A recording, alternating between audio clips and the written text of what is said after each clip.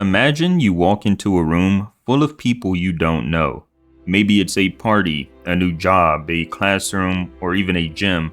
You walk through the door and immediately your brain starts working overtime. Am I walking weird? Where am I supposed to stand? That person just look at me. Do I look awkward? Should I say something? Am I being too quiet? And suddenly, you're not even really in the room anymore. You're watching yourself from outside your own body, trying to imagine what everybody else is thinking about you. And the weirdest part is that almost everyone else in that room is doing some version of that exact same thing. They're wondering if their hair looks weird. They're thinking about something embarrassing they said earlier. They're worried that they're being too quiet or too loud or too boring. Everybody thinks that the spotlight is pointed at them, which means almost nobody actually has enough attention to keep the spotlight at you. But knowing that doesn't always help, because even when you logically understand that people aren't thinking about you that much, you can still feel the little pressure in the back of your mind. Don't embarrass yourself. You don't want to say the wrong thing. You don't want to look stupid or give anybody a reason to judge you. And if you listen to that voice for long enough, something pretty bad happens. You slowly start building your life around avoiding other people's disapproval. So I want to tell you the reason that you care so much about what other people think and why simply telling yourself to stop caring doesn't work. But more importantly, I'm going to tell you how to actually get better at it. So we need to know why we care in the first place. In order for us to improve the problem, we need to break down what is actually happening inside of our minds. Caring what people think isn't some strange weakness that only insecure people have. Human beings are basically built for it. For most of human history, being accepted by the group wasn't just nice, it was survival. If everyone around you hated you and decided they didn't want you around them anymore, you couldn't exactly just go home and order food from DoorDash and spend the evening watching Netflix. Being rejected by your group could mean losing protection, food, resources, and potentially your life. So our brains got very good at paying attention to social approval. You can still see that system working today. Somebody compliments you and you feel good. Somebody laughs at you and you immediately feel defensive. Somebody you like leaves your message on read and suddenly you're analyzing your entire personality. Obviously, none of these things are actually life-threatening, but the emotional system underneath them is ancient. Your brain doesn't always make a huge distinction between the tribe has rejected me and I might die alone in the wilderness, and 4 people didn't laugh at my joke. It just recognizes rejection. That's why telling someone who struggles with this to just stop caring what other people think is kind of useless advice. That's like telling someone who's nervous before giving a speech to just stop being nervous. Great. Problem solved. The goal isn't to become a human being who feels absolutely nothing when people judge you. Unless you plan on becoming a monk who lives alone on a mountain, you're probably always going to care at least a little. The goal is to stop letting that concern control your decisions. There's a psychological idea called the spotlight effect, and once you understand it, it becomes a lot easier to see how ridiculous some of our worries actually are. The spotlight effect is basically our tendency to overestimate how much other people notice us. Researchers have demonstrated this in some pretty funny ways. In one famous experiment, participants had to enter a room wearing an embarrassing t-shirt. They were then asked to estimate how many people in the room noticed what they were wearing. The participants thought way more people noticed than they actually did. And that's because you experience your entire life from inside your own head. Of course, your mistakes feel enormous to you. You were there for the entire thing. You remember walking into the room. You remember saying the wrong word or making an awkward silence after a sentence. You remember replaying it in your head while trying to fall asleep 6 hours later. Meanwhile, the other person might have forgotten about it 30 seconds after it happened. Think about it from the other direction. Try to remember an embarrassing thing a random person did around you 3 weeks ago. Unless it was something absolutely insane, you probably can't remember it. But I guarantee you that somewhere out there, somebody is still thinking about something embarrassing they did in front of you that you don't even remember. And that's the funny thing about embarrassment. Everybody remembers their own, but almost nobody remembers yours. You see, you're trying to control something you can't control. There's another problem with caring too much about what other people think, and that's that It's an impossible game to win. You can control what you say and what you do, and you can control how you treat people, but you cannot control how they interpret it. You could be the nicest person in the world, and somebody will still think that you're fake. You can be confident, and somebody will call you arrogant. You can be quiet, and someone will call you boring. You can be outgoing, and somebody will think that you're annoying. You can work extremely hard, and someone will say you're trying too hard. You can even relax, and someone will say that you're lazy. There's almost no version of yourself that is immune to criticism because people aren't judging you with universal objective scoring systems. They're judging you through their own personality, experiences, insecurities, preferences, expectations, and just their mood. Two people can meet the exact same person and walk away with completely different opinions. One person can say, "I love that guy, he's confident," and the other person can say, "I can't stand him, he thinks he's better than everybody." This is the exact same person, the exact same behavior, but different interpretations. And yet we spend enormous amounts of energy trying to construct a version of ourselves that nobody could possibly dislike. But that person doesn't exist. But what about the price that you pay for being liked? And that is where worrying about other people's opinions stops becoming a small insecurity and starts costing you something. Because every time you make a decision purely to avoid judgment, you're making a trade. Maybe you don't upload a video to social media because you're worried that the people you know will see it. Maybe you don't wear something you like because somebody might make fun of it.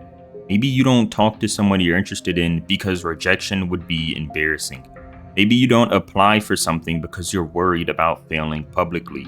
Maybe you hide what you actually believe because you don't want to create an awkward conversation. You see, these decisions usually feel harmless because nothing bad happens afterwards. You don't upload the video so nobody makes fun of you for it. That's great. You don't talk to the person so they can't reject you.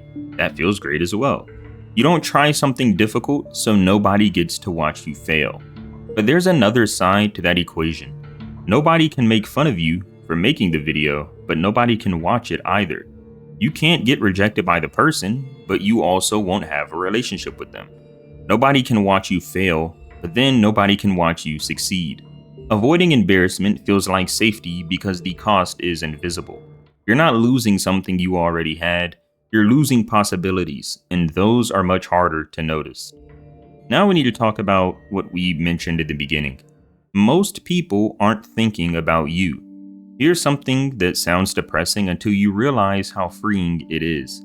Most people don't care that much about what you're doing.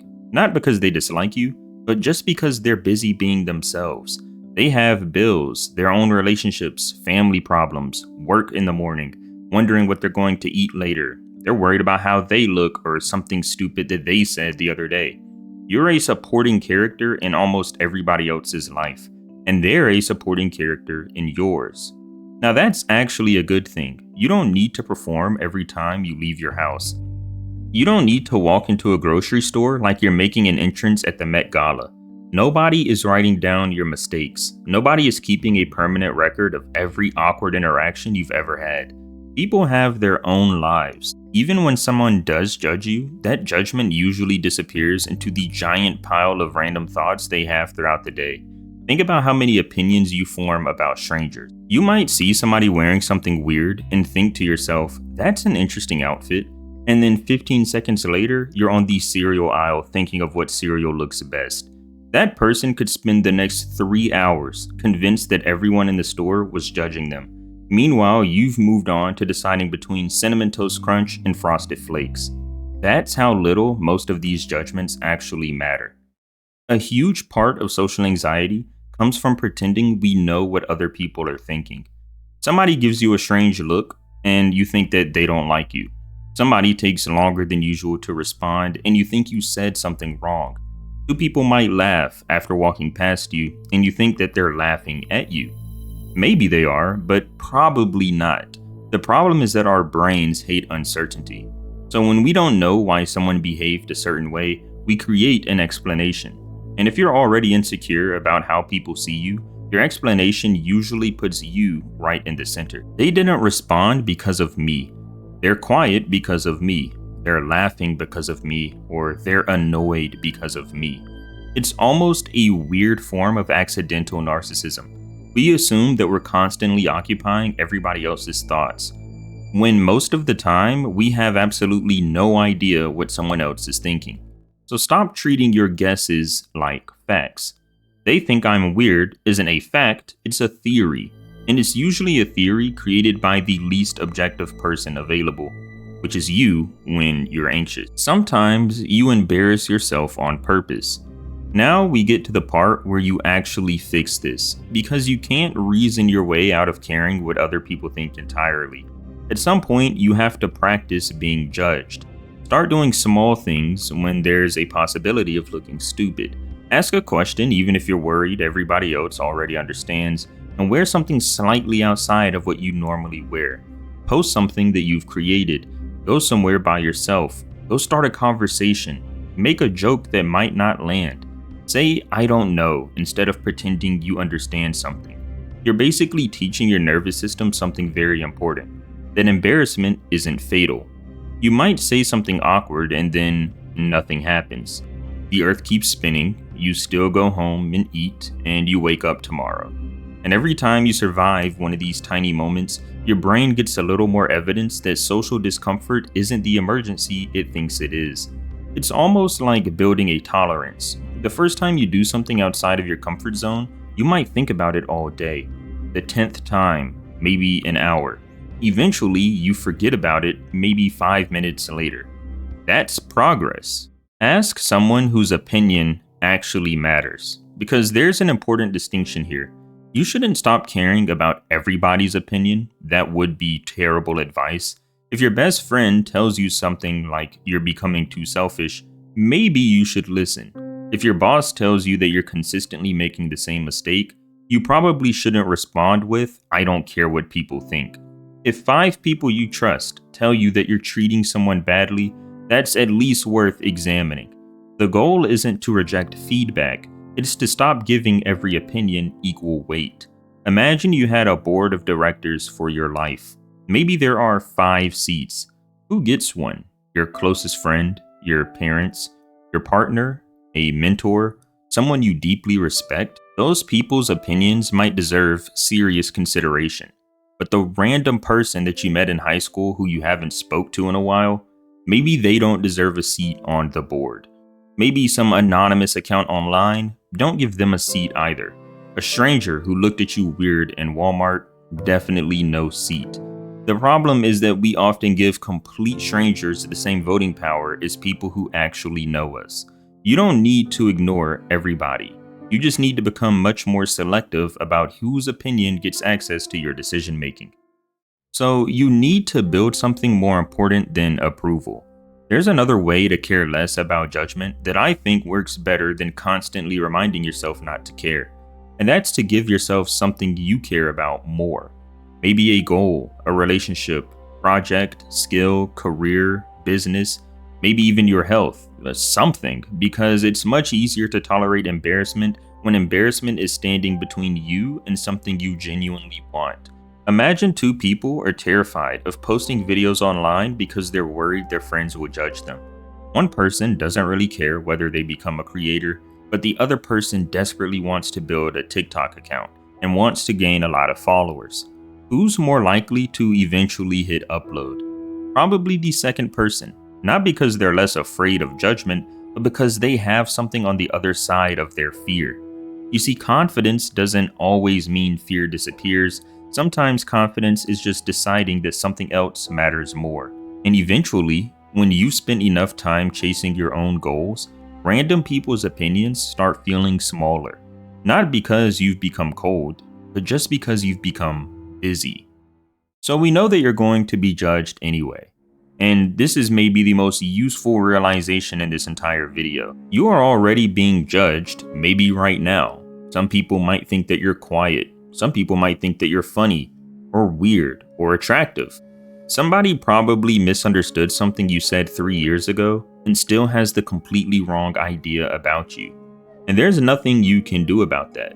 You can spend your entire life carefully managing every word, every outfit, every decision, every social interaction, and people will still form opinions about you.